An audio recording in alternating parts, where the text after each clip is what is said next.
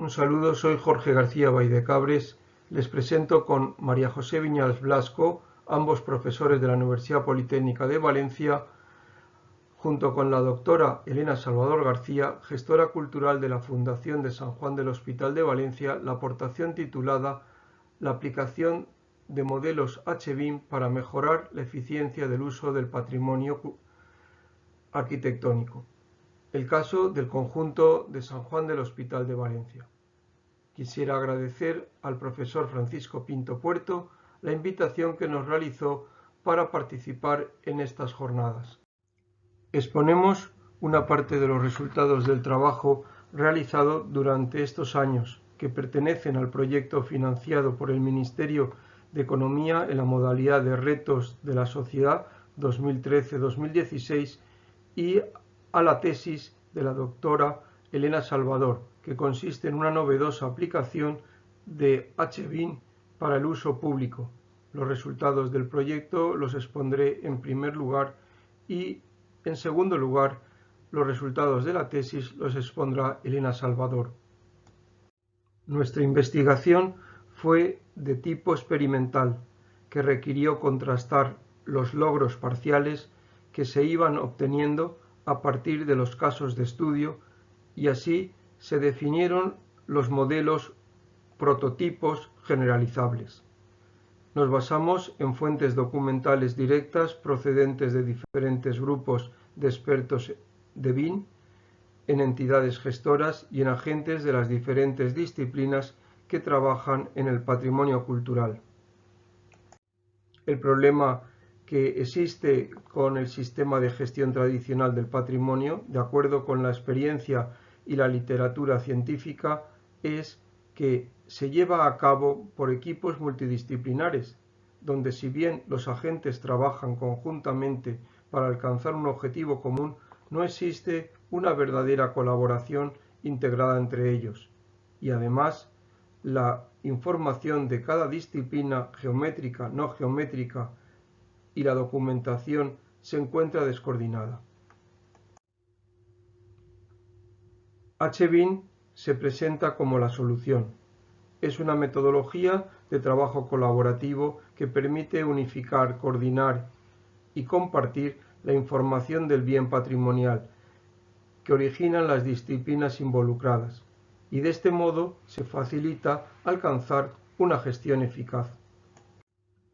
El objetivo principal del proyecto fue un modelo HBIM para el registro del bien patrimonial y generar una plataforma web y un plugin que permitiera la sincronización con este modelo.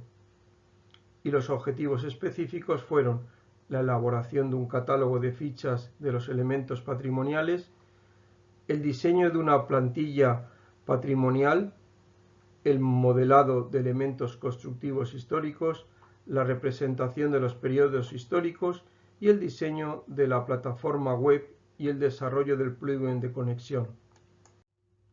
El caso de estudio para realizar la implementación fue el conjunto de San Juan del Hospital, situado en el centro histórico de la ciudad. Está formado por el patio norte y las edificaciones anejas, que dan acceso a la iglesia, la capilla barroca y el patio sur, donde se sitúa el antiguo cementerio medieval. El templo es un excelente ejemplo de gótico mediterráneo. El conjunto además conserva importantes vestigios como la capilla funeraria, que era un elemento inseparable de la arquitectura hospitalaria. A continuación se expone de manera resumida los resultados alcanzados en este proyecto. El primer resultado fue la elaboración de un catálogo de fichas, tanto del conjunto completo y de manera pormenorizada de los recursos más significativos del mismo, y realizadas estas mediante el Soft Access, según los criterios de los catálogos e inventarios usados por la Administración. Antes de comenzar con el proceso de modelado de los bienes culturales, es esencial definir los objetivos y los requisitos que debe cumplir este modelo, así como considerar los recursos disponibles para lograrlo. Se ajustará el nivel de definición al conocimiento disponible en ese momento y a los usos que se les iba a dar. Para realizar el modelado se tuvo en cuenta el uso del modelo y el nivel de definición se realizó según las bases documentales que se tenía. Se realizó el modelo del estado actual tomando como referencia la nube de puntos. También se desarrollaron familias paramétricas de elementos patrimoniales medievales que se repetían o eran similares en el conjunto, como los arcosolios que se muestran en la imagen de la derecha. El conjunto se dividió en subproyectos o submodelos. El primero que se implementó fue el correspondiente al del patio sur, que se les muestra en la diapositiva, junto con las estructuras o unidades que lo definen.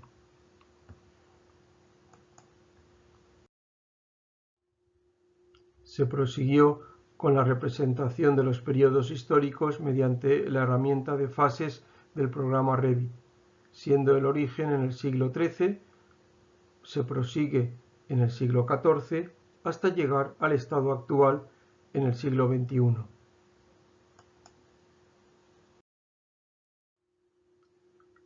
A continuación se generaron el resto de subproyectos y se unieron hasta crear el modelo HBIM. La plataforma web se realizó siguiendo las guías internacionales HBIM, que recomiendan el uso de un entorno común de datos, en el que la información del bien patrimonial se encuentra contenida en dos bases de datos vinculadas entre sí. El modelo HBIM, que es en sí una base de datos, y en otra base de datos que se nutre de los contenidos de la plataforma web. De la combinación de estas bases de datos se generan los documentos entregables. Desarrollamos la plataforma web y el plugin de sincronización que denominamos BIM Legacy. Gracias a este entorno común de datos, los agentes que intervienen en la conservación del patrimonio, pero no manejan softwares BIM, como el historiador, podrán gestionar su información y de esta manera toda la información del bien está unificada en un único repositorio. En esta imagen vemos la plataforma web y el modelo HBIM con la información geométrica y no geométrica. Los campos de la plataforma se definieron siguiendo los mismos parámetros que en el modelo, de manera que a través del plugin BIM Legacy se mapeaba la información de ambas bases de datos. En la plataforma se asignaron diferentes roles o disciplinas con distintos permisos de tratamiento de la información y que a la vez se diseñó un sistema para gestionar la información contradictoria entre las distintas bases, priorizando la disciplina responsable. Como conclusión podemos decir, en primer lugar, que se han generado nuevos documentos de carácter digital para el conocimiento, la memoria y la tutela del bien, según la recomendación que adoptó la Conferencia de la UNESCO celebrada en 2015. Y en segundo lugar, que el repositorio de información generado queda a disposición para gestionar los proyectos de intervención y el uso público del patrimonio. Buenas tardes, soy Elena Salvador y voy a exponer los resultados de mi tesis doctoral que desarrollé como continuación del proyecto de investigación del Ministerio que ha expuesto Jorge García. Bien, la hipótesis de partida de mi tesis doctoral se basó en que vimos que gran parte de la información de los modelos HBIM que se generaban en las primeras fases de registro del bien y la posterior intervención podía ser muy útil para gestionar de manera más eficiente el uso público del patrimonio. Bien, ya que el uso público juega un papel fundamental en el proceso de conservación y tutela del patrimonio, sin embargo, hasta el momento no se había investigado la potencialidad de HBIM para gestionar el uso público de manera holística y que englobara todos sus ámbitos. Es decir, la conservación preventiva, la gestión de visitantes, la interpretación del patrimonio y la divulgación del patrimonio. Cuando un bien patrimonial se abre para el uso público, El acceso físico de los visitantes puede poner en riesgo su conservación. Por ello, es muy importante que el programa de conservación preventiva identifique los riesgos de los visitantes y adopte las medidas preventivas necesarias para minimizar o evitar esos riesgos. Además, resulta necesario realizar una buena gestión de los visitantes para proteger los recursos patrimoniales y garantizar una visita de calidad. Las acciones que se aplican son el cálculo de la capacidad de carga recreativa, es decir, el cálculo del número máximo de visitantes que puede visitar un espacio patrimonial sin poner en riesgo la conservación de los recursos ni la calidad de la experiencia de la visita, y la gestión de los flujos de visitantes con el fin de diversificar las presiones turísticas. La interpretación del patrimonio es una técnica comunicativa que se basa en traducir el lenguaje técnico de los profesionales en un lenguaje comprensible por el público general, con el fin de transmitir a los visitantes el significado del patrimonio y así que desarrollen comportamientos de respeto y aprecio hacia el patrimonio. Para desarrollar el programa interpretativo, primero se tienen que identificar los valores intrínsecos y turísticos que tienen los recursos de ese bien, luego se definen los mensajes que se quiere transmitir y se redacta el relato interpretativo, que será el que utilice el guía intérprete para hacer la visita y también se empleará para desarrollar los materiales divulgativos. El empleo de materiales divulgativos durante la visita in situ, como pueden ser mapas turísticos, paneles, aplicaciones de realidad virtual y realidad aumentada, permiten que el visitante comprenda de una manera más profunda la complejidad del bien patrimonial, cuál fue su origen, cuáles han sido sus transformaciones, etc. La virtualización del patrimonio, además de ser la primera medida de salvaguarda de los bienes patrimoniales, también se emplea para desarrollar estos materiales divulgativos. La revisión de la literatura científica en torno a la materia de H-BIM para el uso público permitió identificar que se trataba de una investigación pionera, ya que aunque existían algunas experiencias de H-BIM para la divulgación del patrimonio y para el mantenimiento de edificios históricos, no existía ninguna implementación de H-BIM para la gestión de visitantes ni para la interpretación del patrimonio, ni tampoco ningún documento directriz de H-BIM para el uso público que englobara los 4 ámbitos. Por lo tanto, el objetivo principal de esta investigación fue desarrollar por primera vez un protocolo que ayudara a las instituciones gestoras y al sector profesional a planificar y gestionar el uso público con H-BIM. Una vez fijado el objetivo principal de la investigación, asistimos a este workshop internacional organizado por la Universidad de Huddersfield y que iba dirigido a investigaciones realizadas con la metodología BIM y Lean. Entre los profesores que participaron se encontraba Lauri Koskela, el fundador de la metodología Lean, y otros profesores cuyas investigaciones se basaban en la metodología de las ciencias del diseño, el Action Research y otras. Este workshop nos permitió debatir y concluir que el método de investigación más apropiado para nuestro estudio era el de las ciencias del diseño, también denominado Design Science Research. ¿Por qué este método de investigación? Porque la investigación se enmarcaba en el área de la arquitectura, que es una ciencia del diseño. El objetivo de la investigación era desarrollar un artefacto nuevo para solucionar un problema, es decir, este artefacto era el protocolo BIM, y además el protocolo, por ser un documento prescriptivo, una vez diseñado tenía que ser implementado y evaluado por los usuarios que lo iban a utilizar. El diseño de la investigación se realizó siguiendo las 5 fases del Design Science Research: identificar el problema, comprender el problema, desarrollar la solución, implementar la solución y evaluar la solución. Las 2 primeras fases de la investigación se centraron en analizar y conocer en profundidad el sector al que iba dirigido el protocolo, es decir, la institución gestora de los monumentos y los profesionales de la gestión del uso público, para que fuese útil para ellos. A partir de esa información se desarrolló una primera versión del protocolo, se evaluó por expertos y se desarrolló una segunda versión. Esa segunda versión se implementó a un caso de estudio y se validó nuevamente por expertos. De estos resultados se desarrolló la versión 3, que es la versión definitiva del protocolo. Como la estrategia metodológica y las técnicas de investigación que se emplearon han sido una parte muy importante en el desarrollo del trabajo, voy a explicar la metodología de cada una de las fases. Para conocer cómo la institución gestora gestiona el uso público de los monumentos, se analizaron 3 casos de estudio. Los 3 eran big, tenían una dimensión y una afluencia de visitantes parecida, pero distintos modelos de gestión, ya que pertenecían a distintas propiedades y estaban gestionados por diferentes instituciones. Esto nos permitió generalizar las conclusiones de este análisis al resto del patrimonio. Las técnicas que se emplearon para recoger los datos fueron las entrevistas semiestructuradas y la observación directa y participante a partir de visitas públicas. Los 3 casos de estudio que se analizaron fueron el Monasterio de las Descalzas Reales de Madrid del siglo XVI, que es propiedad de la Corona de España y está gestionado por Patrimonio Nacional y comparte la función de residencia de la Orden de las Clarisas y el uso público.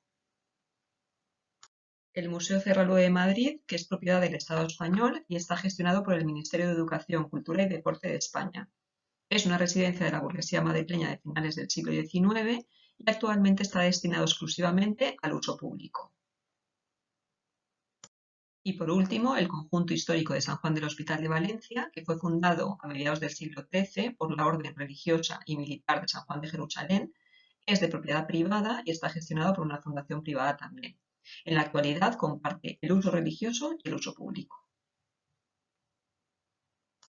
Para que el protocolo fuese útil, fue fundamental conocer cómo trabajaba el usuario final y qué necesidades tenía.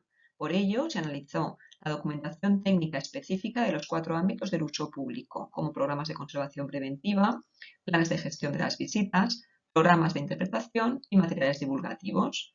Y también se realizaron entrevistas semiestructuradas a los profesionales que elaboran estos estudios. Esta toma de datos nos permitió conocer los agentes que participan, los procesos de trabajo que siguen, los entregables que desarrollan y la información que necesitan. A partir de esa información desarrollamos la primera versión del protocolo. Esta versión fue evaluada por un profesional internacional experto en BIM para el uso y mantenimiento de edificios existentes y por profesionales en implementación BIM. Para la evaluación empleamos las técnicas de la entrevista semiestructurada y el grupo de discusión. Los resultados de esta evaluación permitieron refinar el protocolo y desarrollar la segunda versión. La versión 2 del protocolo se implementó al caso de estudio del conjunto de San Juan del Hospital de Valencia. La implementación se centró en la gestión de visitantes y parcialmente en la interpretación del patrimonio. La implementación la realizamos en colaboración con el estudio de arquitectura SM Architecture más BIM Studio, que tenían una gran experiencia como implementadores BIM y conocían la investigación porque habían participado en la evaluación de la versión 1. La versión 2 del protocolo fue evaluada mediante la técnica de la encuesta por un panel de expertos formados por la institución gestora del caso de estudio, los profesionales de la gestión del uso público que habían participado en la fase de análisis y un profesional BIM con una amplia experiencia en el asesoramiento de documentos directrices BIM.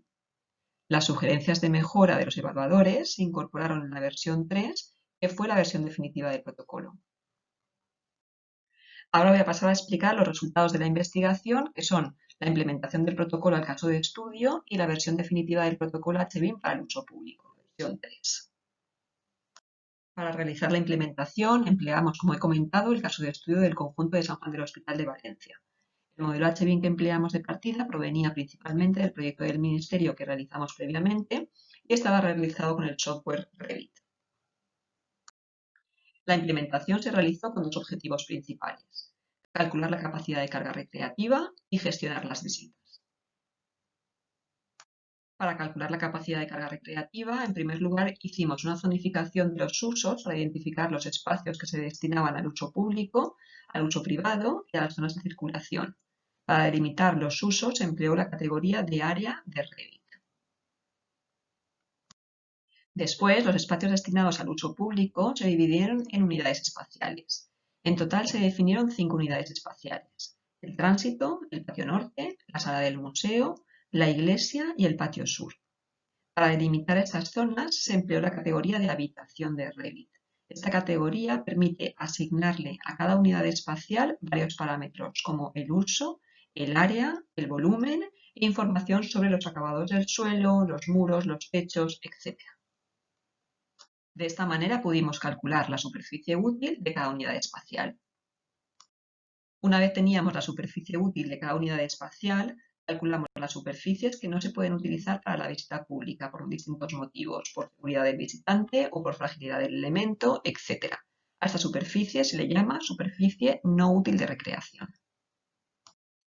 A través de una definición de Dynamo relacionamos la superficie útil y la superficie no útil de recreación para calcular la superficie útil de recreación de cada unidad espacial y las volcamos en un documento de Excel. Al estar coordinada la información entre el modelo HBIM y el documento de Excel, si se producía cualquier cambio en la información del modelo HBIM, el Excel se modificaba automáticamente. El Excel contenía todos los parámetros necesarios para calcular la capacidad de carga recreativa, es decir, la superficie útil de recreación, el estándar de proxémica, el tamaño del grupo, el número de grupos simultáneos y el coeficiente de rotación de los grupos. Mediante estos cálculos se determinó la capacidad de carga recreativa apropiada, que resultó ser de 144 visitantes al día. El estándar de proxémica determina la distancia interpersonal. Hasta ahora, este valor se ha regido por la satisfacción de la visita y la conservación del monumento, pero si fuera necesario aumentar la distancia interpersonal por motivos de salud, este parámetro se podría modificar y recalcular automáticamente la capacidad de carga recreativa. Para gestionar las visitas, primero identificamos y nombramos los sitios turísticos e incorporamos nuevos parámetros relativos a la accesibilidad y la disponibilidad de los sitios. Con respecto a la disponibilidad de los sitios, incorporamos los parámetros de disponible, en préstamo, en restauración, etc. Estas opciones se podían seleccionar a través de un desplegable. También se generó una tabla que resumía la disponibilidad y accesibilidad de los sitios. Además, creamos una vista de manera que los sitios que eran accesibles se mostraban en color azul y los sitios que no eran accesibles se mostraban en color rojo. También los sitios se asociaron a las unidades espaciales que habíamos creado previamente, de manera que en una tabla podíamos ver los sitios que se encontraban dentro de cada unidad espacial, de manera que si en el modelo trasladábamos un hito de una estancia a otra, ese cambio también se reflejaba en la tabla. Esto nos permitía tener un seguimiento de la ubicación de los bienes muebles. Como fase previa al diseño del itinerario de la visita y la redacción del programa de interpretación, a cada hito se le incorporaron criterios de valoración intrínseca, como la singularidad arquitectónica, y criterios de valoración turística, como la atractividad, y se valoraron mediante una escala del 1 al 5. De manera que los hitos que tenían un mayor valor se mostraban con un color más intenso que los que tenían un menor valor. Esta visualización nos ayudó a identificar los hitos que tenían un mayor interés y que, por tanto, tenían que formar parte de la visita. Además, a los hitos se les añadió un parámetro relativo al tiempo de explicación, de manera que podíamos saber la duración total de la visita según los hitos que seleccionáramos. Una vez teníamos los hitos seleccionados, sabíamos dónde se situaban y qué valores representaban, podíamos diseñar el itinerario de la visita en base al discurso interpretativo que queríamos transmitir a los visitantes. En esta implementación, el itinerario turístico lo realizamos de forma manual, pero el siguiente paso sería automatizar distintas alternativas del itinerario turístico en base a los sitios disponibles, el perfil del público, el orden de la visita y el tiempo de la visita. Bien, hasta aquí llega la parte de implementación. El protocolo HBIM que se desarrolló es un documento que está compuesto por la matriz de responsabilidades, los usos HBIM, los requisitos de información y los procedimientos de actuación de los 4 ámbitos del uso público, aunque en esta presentación vamos a exponer a modo de ejemplo únicamente el procedimiento HBIM de la gestión de visitantes. Este gráfico recoge todas las disciplinas que intervienen en los 4 ámbitos del uso público y el agente responsable de cada aspecto. Este cuadro ayudará a definir los agentes que participan en cada proyecto y la matriz de responsabilidades. El cuadro de usos HBIM recoge todos los posibles usos del modelo HBIM para el uso público. Este cuadro ayudará a la institución gestora a definir los usos HBIM de su proyecto específico. Este cuadro especifica la información que debe contener el modelo HBIM según si se trata de un modelo de registro, de intervención, un modelo de final de obra, etc. Y también detalla el nivel de definición apropiado.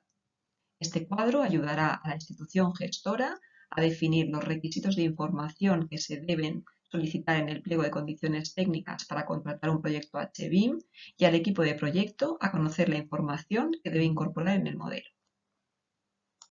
Los procedimientos HBIM muestran las fases del procedimiento, los agentes que intervienen en cada fase, la información que necesitan de partida y los modelos HBIM previos de donde pueden reutilizarla, la información nueva que deben tomar y los entregables que deben generar. Estos procedimientos son fundamentales para gestionar adecuadamente el uso público con HBIM. porque HBIM es una base de datos muy potente y es fácil caer en el error de querer introducir más información de la que se necesita. Y eso solo lleva a tener una base de datos difícil de gestionar y al final se convierte en una base de datos desactualizada que no tiene ninguna utilidad.